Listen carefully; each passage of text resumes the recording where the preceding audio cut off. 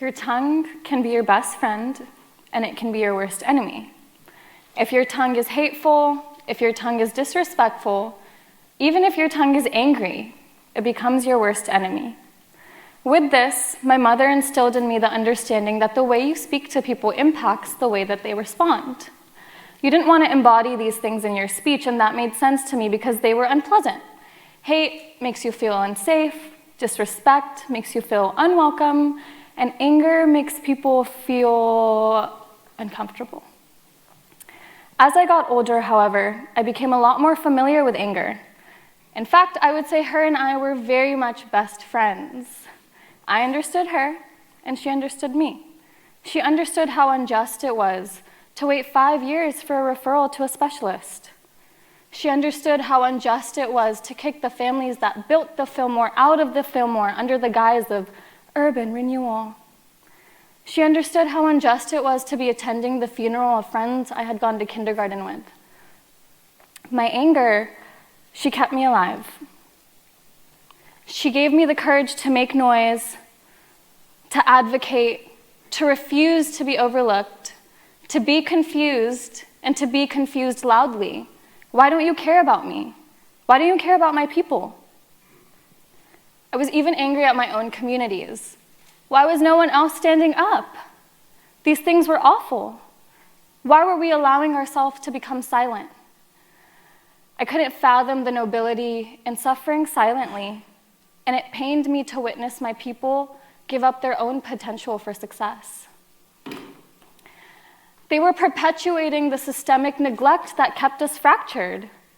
We were broken, and it seemed like we had resigned ourselves to this fate. It's been a couple years now since Anger and I have broken up on and off, mostly off. And I owe an apology to my communities. To the resilient souls of the Fillmore, to my Muslim brothers and sisters, to my Pakistani community members, to my overlooked communities, I am deeply sorry and profoundly embarrassed that in my understanding of anger, I failed to understand you. I did not understand that just because you were not screaming didn't mean that you were silent.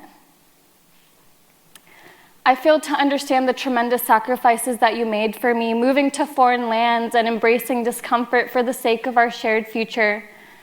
I failed to see that the humblest neighborhood in San Francisco managed to get together every single year and send all the babies of the neighborhood back to school with new backpacks, school supplies, and confidence. You should have seen me the year I got a black leather backpack with Daphne embroidered in hot pink on the front. I walked around like Daphne all year long.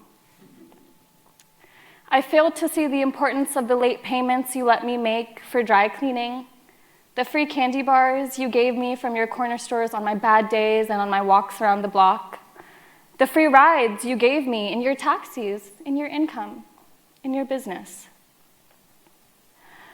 Through my anger, I failed to comprehend that you, through your poverty, offered me immeasurable wealth, that through your scarcity, you gifted me with abundance. I failed to understand that you, in the pursuit of excellence, chose to forsake anger. You played the game so that I could pursue changing it. For a time, I believed my alliance with anger was what kept me alive. What has truly kept me alive is my community's silent investment into me. Their ability to foster excellence without recognition, to give without expecting. They carried eternal discomfort so that I could carry anger at my own discretion. The shunning of anger is meant to silence, but my communities did not become silent. They took their grief and despair and transformed it into strength and resilience. They have become the wealthiest individuals I know, and with their wisdom and guidance, I have become a millionaire in my own right. I am seen, I am heard, I am cared for, I am nurtured, I am understood, I am inspired. Speaking to my fractured communities, I feel whole. These are the original sustainers. These are the hidden advocates, the community pillars. So today I shine a light on their unassuming acts of generosity because they are far too humble to do so themselves. These are the people who created the voices of change. These are the people who created me. Thank you.